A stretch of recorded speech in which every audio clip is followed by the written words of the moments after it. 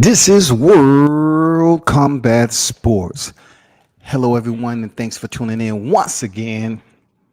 I have the pleasure of speaking with Deon Equalizer Nicholson, coming off a sensational victory on PBC Fox Sport 1. He's a cruiserweight contender on the rise, man, out of Tuscaloosa, Alabama. Stay tuned for my interview with him. It's going to be dynamite as always, like the wick. And listen to the explosion. You know what it is. So just give me a minute to get him on the line, and then we'll kick this off.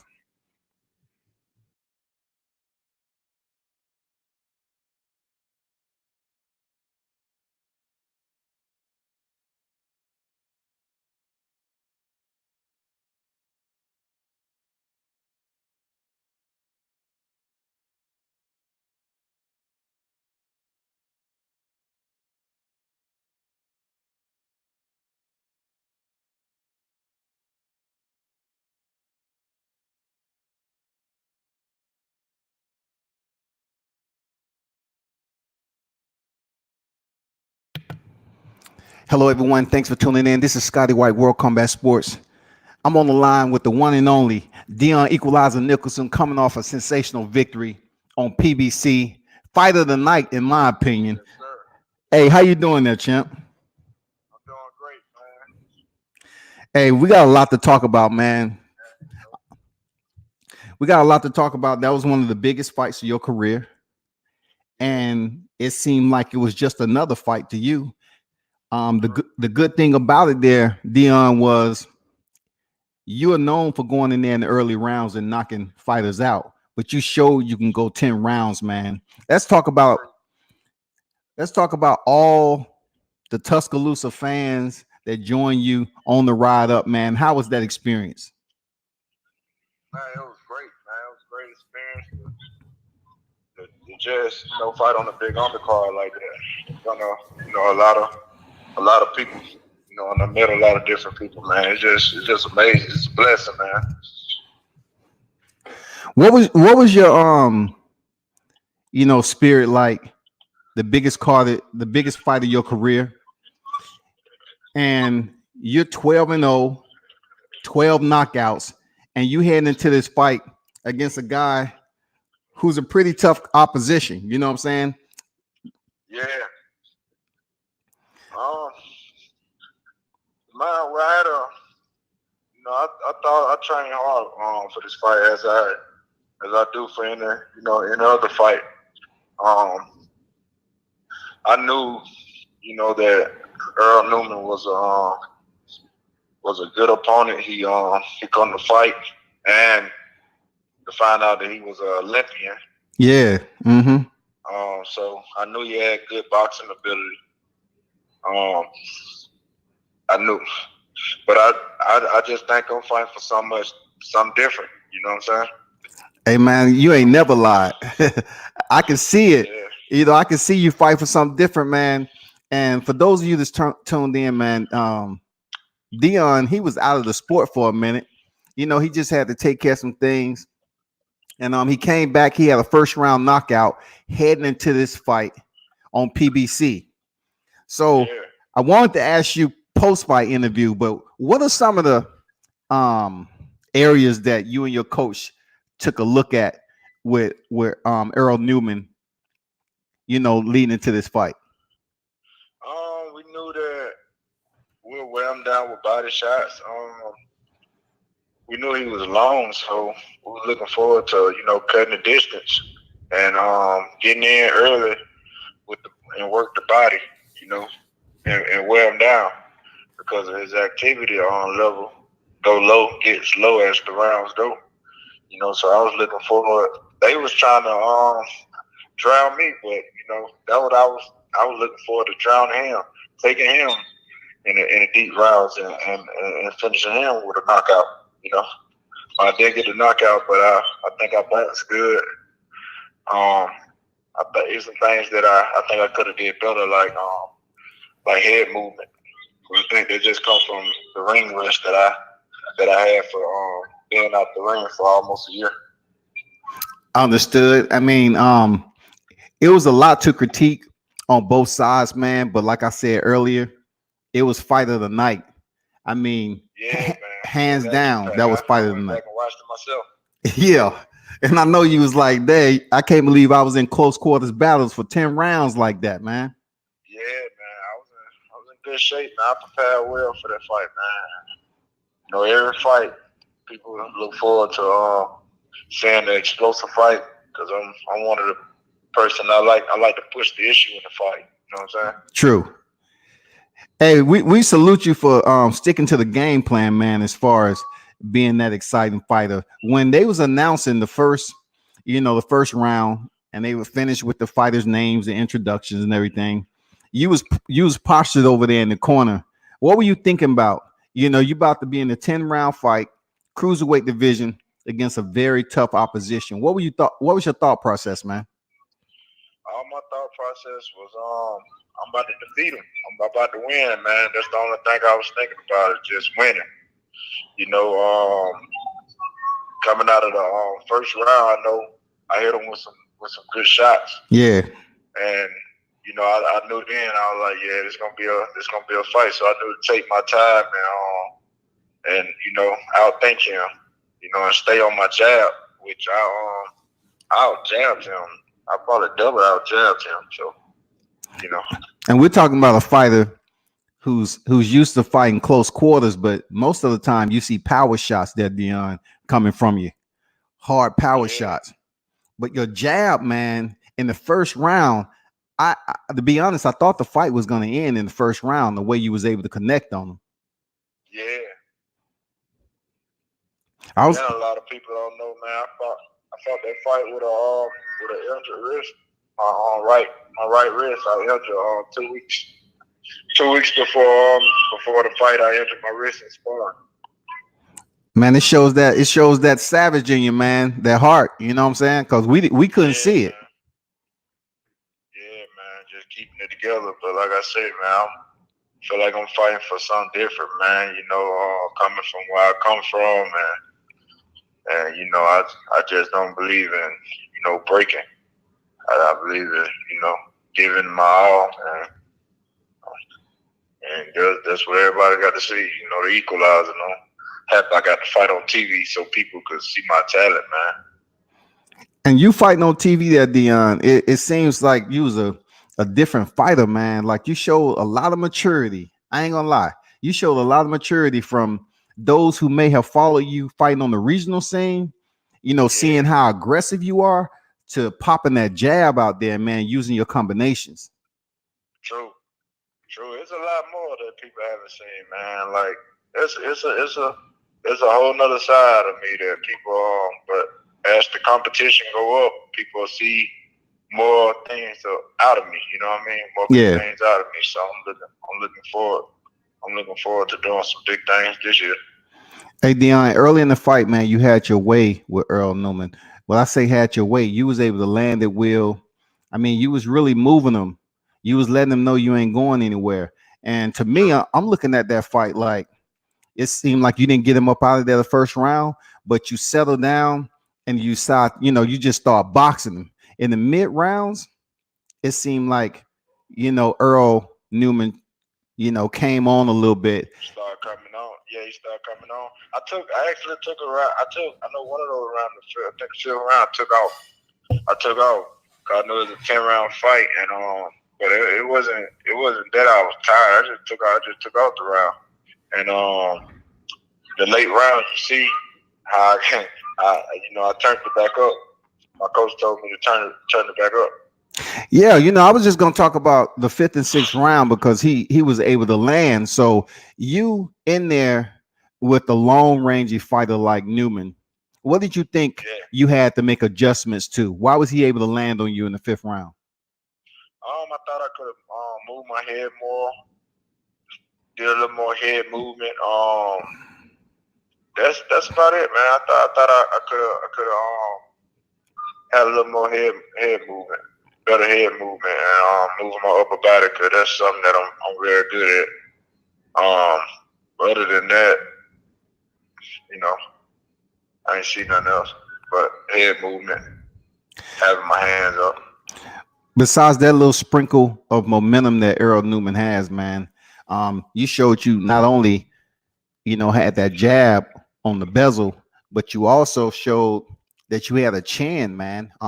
Earl Oh caught you yeah. with a right hand. Look, it wasn't even no hesitation in your return counter. You know what I'm saying? You got caught with a right hand and then you return a counter shot. So you did Oh yeah. demonstrate you got a chin too, man. Yeah, man. I'll bring down. You gotta be that way. I ain't.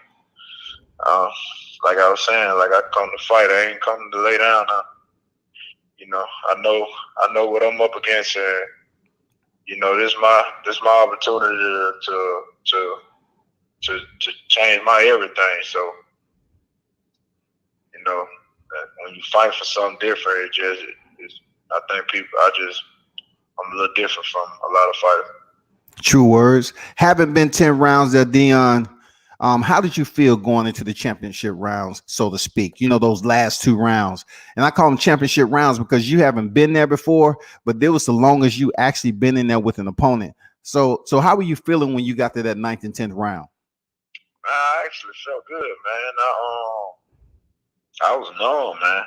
I felt good. I thought I was winning the fight. I felt like, man, I'm about to have some fun now. I Yeah. started having fun. I started getting loose and having fun with it. I knew I could touch him at will, and he was breathing heavy, so I knew that he was wearing down the tires. So I was just like, let me let my hand go. It seemed like he stuck his tongue out at you when you hurt him. Did that give Yeah, you? every time I heard him, he tapped, like when I caught him with a right hand to the body, he tapped, rubbed on his body. I was like, oh, I know it hurt. I went back down to it again, and he started backing up. And I know my punches hurt. I know they was hurting. Absolutely, man. That's another thing. You mentioned your body attack. Man, you was going to the body. You was going from the left and the right side. You know what I'm saying? Yeah. You just weren't giving one hook and then going up top. You was digging to both sides his body, man, being unpredictable in that fight. True, man. I was impressed, man. What was some instruction that Coach Cuz gave you, heading into the latter rounds, when you found out you weren't able to get out? You wasn't able to get that fighter out of there early, right? So what was some instruction that Coach Cuz kind of gave you to say, hey, Deon, we're going to be in this for the long haul? He just told me be selective with my shots. You know what I mean? Pick my shots. Because he know that I'm an accurate puncher. Yeah. And he just told me to pick my shots and watch out for that counter right hand that he had thrown and caught me with. He was like, watch out for that counter because I seen he was trying to load up. He knew he was down, so we were just watching him. You know what I mean? And selecting my shots. And he just told me, hey, keep doing what you're doing. Well, champ, congrats to you and the team first and foremost. And looking at your fight, man, I'm not gonna lie to you, it's very entertaining. I'm not sure why you was deep on the undercard like that. I don't know what the matchmakers were thinking about, but goddamn it, you should have been on the main card, man. They needed you up there, bro. Yeah, man. I mean, now that they see, what I mean, that what I bring to the table. Hopefully, be a good year for me to be on, the main card. Absolutely, man. You working your way up there the right way. You're showing dedication, and it shows in the ring, man, for sure. What did JD's have to say to you after the fight, and some of your fans that came up there with you? He told me congratulations. He told me it was good that I went 10 rounds. I showed a lot of people that I could go 10 rounds. I showed a lot of people that, what I mean, that I can fight a bigger guy or taller guy, because I think guy probably outweighed me probably 15, 20 pounds night of the fight. I basically weighed in at my walk around weight. You know what I mean? So I didn't get no bigger overnight, but I was basically fighting a heavyweight, and people seeing what I can do with a guy that's much bigger than me, much longer than me, and I went 10 rounds with this guy, and I hurt him probably numerous of times. Yeah, several times you heard him. That I hurt him. I even hurt him with a jab. So people know that I can punch. They know that I can box. I can box off my back foot. Yep. You know what I mean? So I showed a lot of things were a lot of questions they were asking. I showed it. I showed it on Saturday night. I don't know where you get all that poise from in the heat of battle, bro, but it's to be respected. I'm not gonna lie to you because your facial, Yeah, man. yeah, your facial expression never changed during the fight, man. And you went 10 rounds for the first time, but you really couldn't tell. You know what I'm saying? True. So what's next, man? This rumor mill out there, you trying to drop down to 175. What is gonna be? You gonna Yeah, I'm looking forward to dropping down to 175 and finding my that 175.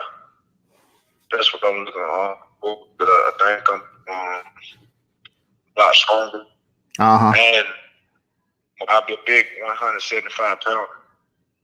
You know, and people just seeing what I can do with that's funny guys how bigger than me outweigh me and putting them out. So, you know, the fights, some people on my size, I think it's gonna make a big difference. Do you think is you're gonna remain at cruiserweight the next fight or drop down to 175?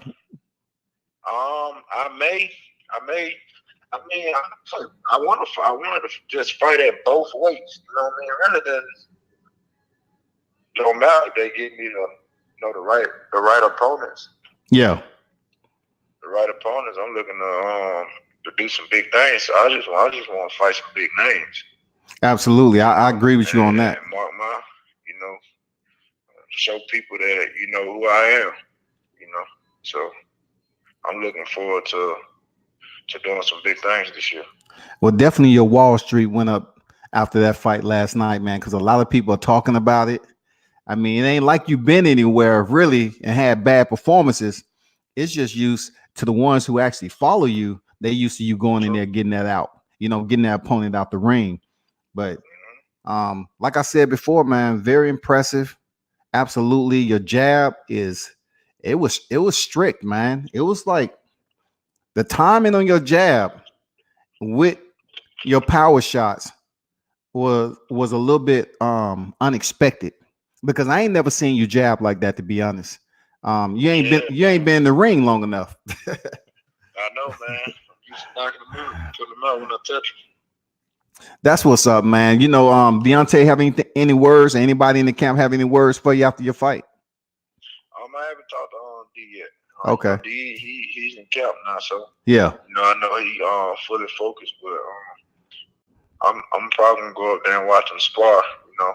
Yeah. And you know, I learned so much just watching him. So I may go up there and holler. And for the fight fans that's tuned in, hey, this is Deon Equalizer Nicholson. He's 13-0, 12 knockouts, man. He's absolutely a rising contender that you want to pay attention to.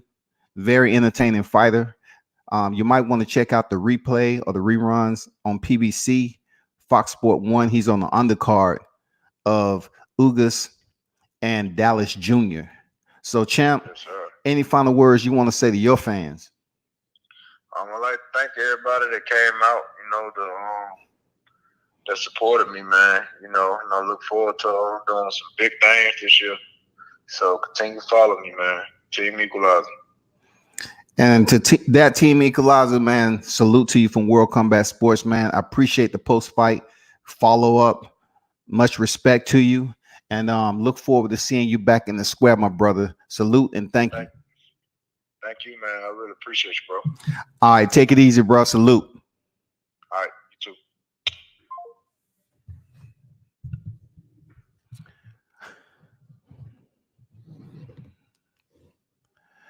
We're back, everybody. For those of you that tuned in, that was Deon Equalizer Nicholson, 13-0, 12 knockouts. He's a cruiserweight. Like I said before, just make sure you check him out on the rerun. He's hands down the fight of the night on PBC this past weekend. Hands down. I'm not sure why he was so deep on the undercard, but I'm pretty sure they was kicking themselves like, man, we should have had this guy on the main card. The boost up Ugas and Dallas Jr. That was the headliner because they actually stole the show. You know, Nicholson and Newman really stole the show. I mean, both was contending in a close quarters battle, phone booth style boxing and exchanges, and it was very entertaining. I'm not gonna lie to you. It was very entertaining for the simple fact that I've seen Dion fight in person before, but his aggression, he usually goes in there and stops his opponents very quickly. I'm talking about, these opponents that's in shape, ready to battle, and he go in there and shut them down with ease. So off his hiatus, I think he was out for like a year or so. He came back and had a first round knockout, and he was quickly back in the square for one of the biggest fights of his career, and that was this past weekend on PBC Fox Sport 1. Now, if you don't know what gym he's trained out of, he's out of Tuscaloosa, Alabama. He's over there out of the Team Bomb Squad, where WBC crown holder Deontay Wilder trains out of, and champion trainer JD's, Coach Cuz, Mark Breland, um, Fonzo, Malik Scott over there, um, Tay Jones. It's a lot of people that's a part of that bomb squad unit who has a stable of fighters that's doing very well in the boxing arena. So if you didn't know who he was, I know cruiserweight is one of those divisions that is not a lot of eyes on it, but you have stars that's blossoming, and Dion Nicholson is one of those stars, man. Um, the fight that he put on, both fighters was exchanging heavy leather. And what I did find out was that the bigger fighter, Newman, did connect maybe two or three of his power shots. I mean, really sat down on some power shots and landed on Nicholson, who took them without hesitation and returned a counter shot. I mean, very good chin, tough, durable, resilient. And that was the first time he ever went 10 rounds in his boxing career. And it seems like once he got to the ninth and 10th round, he shifted into another gear and demonstrated that his cardio, he was built running on all cylinders to finish the fight strong.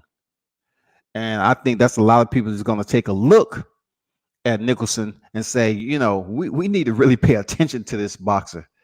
He was entertaining. And for the fans that's outside of the casual onlookers, they will look at this and say, man, I can go back on this fight from round 1 and look at it to the final bell in round 10. I mean, that's how exciting it was. So I appreciate everyone that dropped through. Aaron Jeffrey said, great commentary and reporting, bro. Love your channel. Keep going hard. Love and respect. I appreciate it there, Jeffrey's. Real talk. Salute for dropping a comment in there. It's truly appreciated. Don't get discouraged about the lack of input that's on my lives right now. It's all good because it's not going to be like that for long. Don't worry about it. You drop your input and I will respond.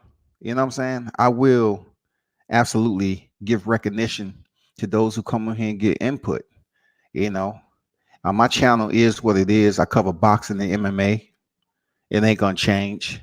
I'm not going to deprive myself and say I'm just going to cover boxing when, the trilateral knowledge of it all is MMA, grappling, Muay Thai, kickboxing. Majority of all combat sports is out here.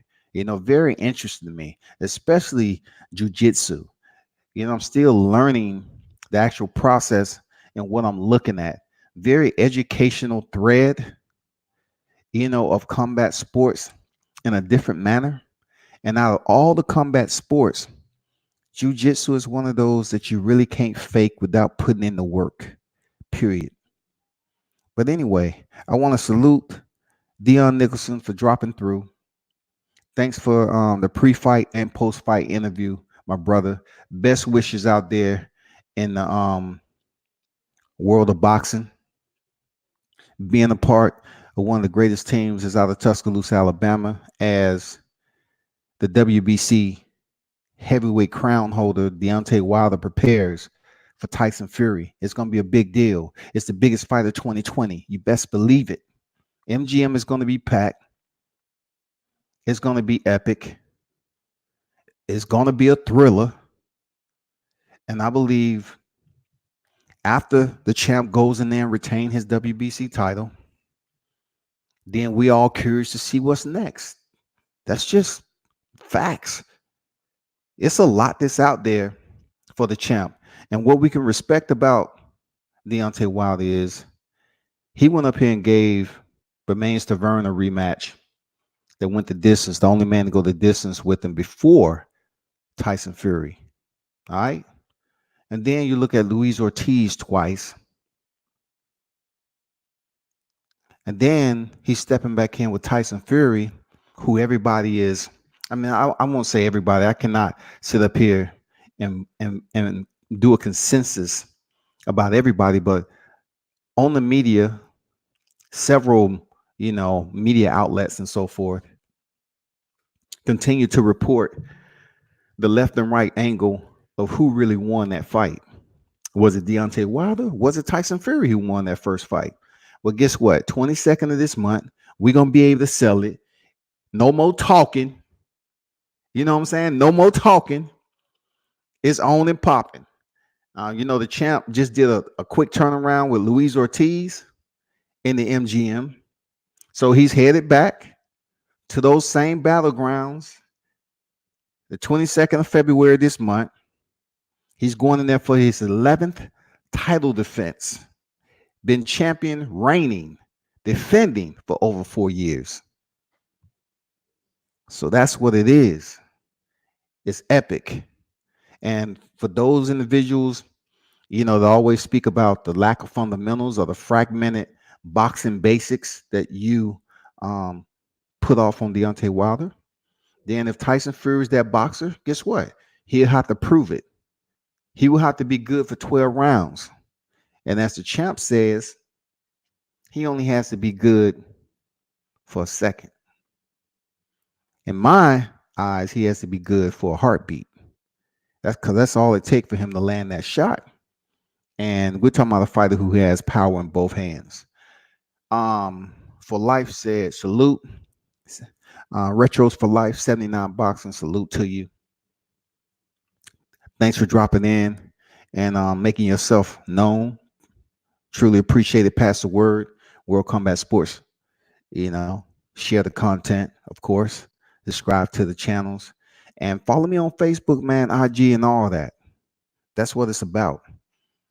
More people tuning in to World Combat Sports. Period.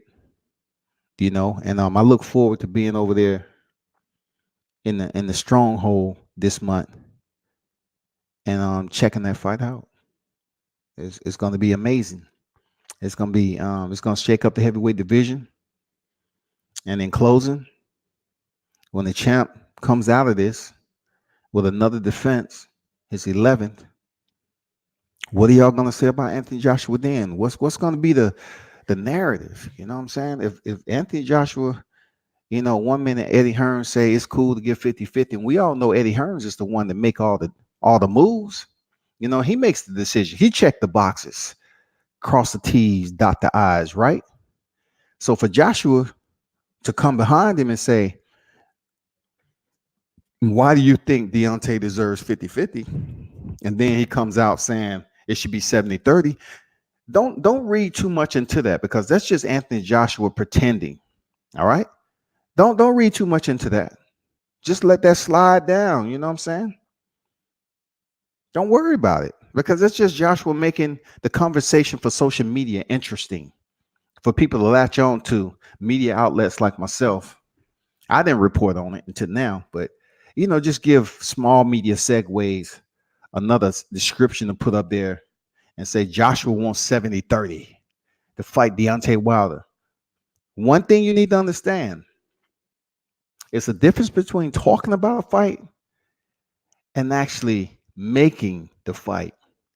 And we've seen time and time again, Joshua is all about communicating the fight once the champ is tied down to contend, like he is February 22nd. when he has an opponent. Outside of that, we don't hear too much going on, man. We already know Anthony Joshua has Kubrat Pulev, and then for what I'm hearing, the winner of that will face whoever the next one is in line. I know they're trying to push Alexander Usyk. You know what I'm saying? The former undisputed cruiserweight champion. They're trying to push him up there in the heavyweight division to get that title shot early. And believe me, I believe wholeheartedly that Anthony Joshua isn't willing to allow Deontay Wilder to be undisputed champion. So when it comes to seeing Alexander Usyk move up from the cruiserweight division so quickly, I wouldn't be surprised, shocked, or in any type of discord if Anthony Joshua was to lose to Alexander Usyk. Because in my opinion, it just seems like they're trying to build up his resume with pre-planned accolades, just like Andy Ruiz defeating Anthony Joshua, and then he going back in there winning the titles back so he can say he the two-time unified champion. So, and what I'm trying to say is there's some people out there that's willing to sacrifice, something small to basically cut corners to have people look at them as if they're really doing something big. And it's not the case. The smart mainstreamers and purists of boxing understand what I'm saying.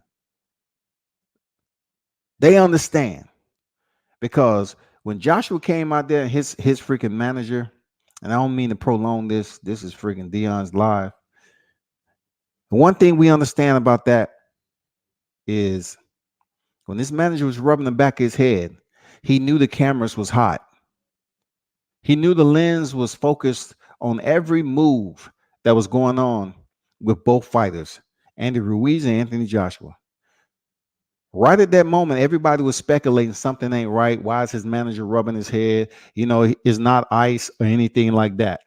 So when he went in there and looked absolutely terrible, horrendous performance, and he was stopped by Andy Ruiz. Well, they took a couple of months off and they was trying to say, how can Joshua come back and recover from that? Well, not so much Joshua had to recover, but we seen that Andy Ruiz is willing to step back in there from a fiesta of a time. He was out there at every Taco Tuesday. He was freaking mixing up bowls of Snickers, caramel, and nougat. He's one of the worst fighters than Buster Douglas, man, to win the titles and just give it up. I would have thought him being the first Mexican heavyweight champion, supposedly, you know what I'm saying? I know a lot of people will look back at John Ruiz, but he was Puerto Rican. But speaking of, Andy Ruiz, lack of motivation to return to fight camp and to basically put in a respectable effort, man, and dedicate himself to go back in there and say, I want to retain my belts. It was never in the plan. Believe that. It was never in the plan for Andy Ruiz to go back in there and return in Saudi Arabia to keep his belts. This was all a strategy planned out, executed, and the end state was just what they wanted. They made sure Andy Ruiz was compensated handily. He went in there, he performed poorly, didn't move around. 15 pounds, you're going to try to tell me that you can't throw punches now? 15 pounds? You can't throw punches? I mean, you was much more active every time Joshua even came close to landing or getting off a 1-2 combination. But just because you in the sands now, you want to say, well, it's hard for me to even lift my arms to throw a punch. And he did very little than what we actually witnessed the first bout. And it made for speculation that the fight was fixed. The fight was, pretentious, premeditated, however you want to call it. It just didn't look right. And when you give a fighter like Anthony Joshua, who is trying his best to maneuver around and prevent himself from facing Deontay Wilder And also, he's willing to put out here on social media and say, "Hey, Tyson Fury, I'm willing to help you out in sparring." His whole entire mindset is to hope that someone else gets the titles, so he can turn around to Eddie Hearns and say, "Eddie, can you do your job? Go ahead and throw some numbers out there, so we can bring the titles over here to the UK and make this fight happen. Undisputed, baby, undisputed." Yeah, that's pretty much what I see that's going on. He wants somebody to basically lift those titles off the title off Bronze Bomber, so they can make the fight. So we can have another Charles Martin fight. You know what I'm saying? That's what he's hoping for. There's no ifs, ands, or buts about it, man. He don't want to face Deontay. I don't care what everybody's saying, man. Action speaks louder. So I ain't trying to be cliche. You know what it is with me. I ain't trying to be cliche and say, actions speak louder than words. But in Joshua's case, his action has fell far from him putting forth the effort to unify these belts in the heavyweight division. Far from it. Far from it. It's disappointing because we all know the ones that's mainstreamers and purists, boxing fans, they understand that Joshua really don't want an aggressive fighter in there with him. And you may say, well, Alexander Povetkin was aggressive. I say, well, Alexander Povetkin, he was also 40 years old too. With Vladimir Klitschko. Vladimir Klitschko could have finished that fight with Anthony Joshua, but he wasn't there to win the titles. He was there to make it exciting and found out it was a little bit too easy and he could possibly win the championship. So the referee, of course, the third man in the ring, he knew what the plan was. And when the opportunity presented itself, he stopped the fight, which I felt that was premature. Even Joshua, he didn't even know the fight was going to be stopped. Carlos Takam, fight stopped prematurely. Joseph Parker was in there just to survive. He wasn't in there to retain his title. He was in there to survive, and the referee helped him out tremendously. Every time the two engaged, the referee was there. So that's what we got with that. We got the Wembley fiasco with Alexander Povetkin, that 2-fight Wembley deal. Then April 13th rolled around just like the wind. You know what I'm saying? The doors didn't even crack open that day because they couldn't make a fight. They never had any intentions of doing that. And now we have mandatories coming up. Pulev. And then they're trying to work Alexander Usyk to the front of the line. Very small heavyweight. But they feel he has something. Since he's Vasily Lomachenko's best BFF, they feel he has something to shake up the heavyweight division. But I'm going to tell you, he stepped his little frame in there against any of the top heavyweights that really got that size. He's going to have some issues, really. And in closing, for sure, it's good to see Jarrell Miller back on the scene.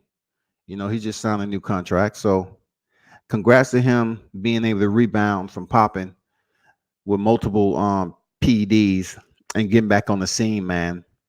I really wish he would have been the one to step in there with Joshua.